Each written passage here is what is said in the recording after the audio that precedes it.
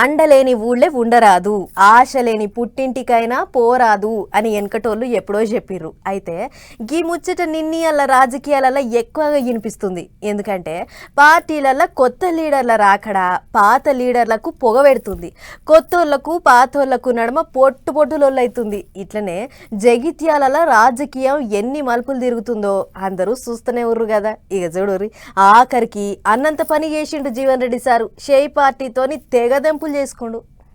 ప్రభుత్వం కొనసాగు అని చెప్పంటే నన్ను ఏ విధంగా కొనసాగమంటదే? ముఖ్యమంత్రి గారు స్వయంగా లక్ష్మణ్ కుమార్ గారు వారి వాళ్ళ లైవ్ ఎవిడెన్స్ వారు సుముఖంగా ఏదైతుందో ఉత్తర్వులు జారీ చేయమని చెప్పినాక ముఖ్యమంత్రి గారి యొక్క మాటకే ఇవాళ ఏదైతుందో మరి విలువ లేక కార్యకర్త కిరాతంగా బలైపోతే మరి ఎక్కడ రక్షణ అని చెప్పంటుండే, ఎవరు కాపాడాలంటుండే, కార్యకర్తల కుటుంబాలు బలైపోతే ప్రభుత్వ స్పందన లేకుంటే మరి ఏ విధంగా కొనసాగడం అని చెప్పండి. ఇక గిట్లా 40 ఏండ్ల సంధ్య అనుబంధం ఉన్న షేయ్ పార్టీని వీడలేక వీడుండు జీవన్ రెడ్డి సారు. కార్యకర్తలను దాల్చుకొని కండ్ల నీళ్లు పెట్టుకుండు. సొంత పార్టీ వాళ్ళే గోసబెట్టిండ్రని బాగా బాధపడ్డాడు. ఎవళ్ళెవళ్ళకో పదవులు ఇచ్చిండ్రు అన్నట్టు గరమైండు.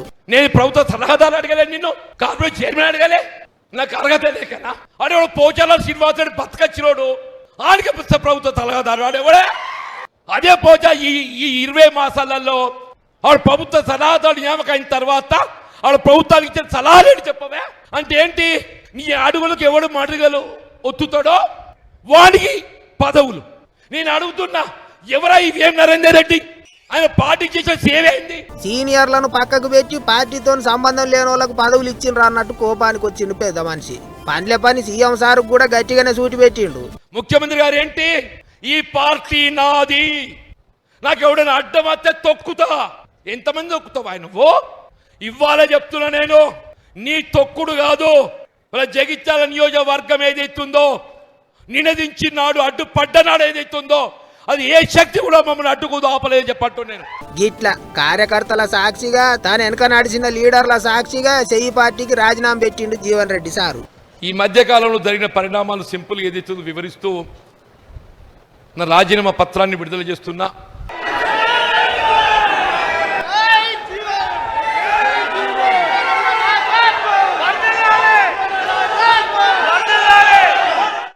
పోత కడుపులున్న బాధ అంతా కక్కేసిండు. ఇక ఇప్పటికే ఇటు కారు పార్టీ అటు పువ్వు పార్టీ 2 పార్టీలో ఆహ్వానం పలికినరాట. ఇప్పటికే ఓసారి Jeevan Reddy sir car party వాళ్ళని కలిసిండని కూడా ముచ్చట్లు వచ్చినాయి. మరి ఇక ఇప్పటికైతే పెద్ద మనిషి ఏ నిర్ణయం తీసుకోలేదని చెప్పుకొచ్చిండు. ఏ పార్టీలో షరీక్ అయ్యేది ముందు చెప్తాడట.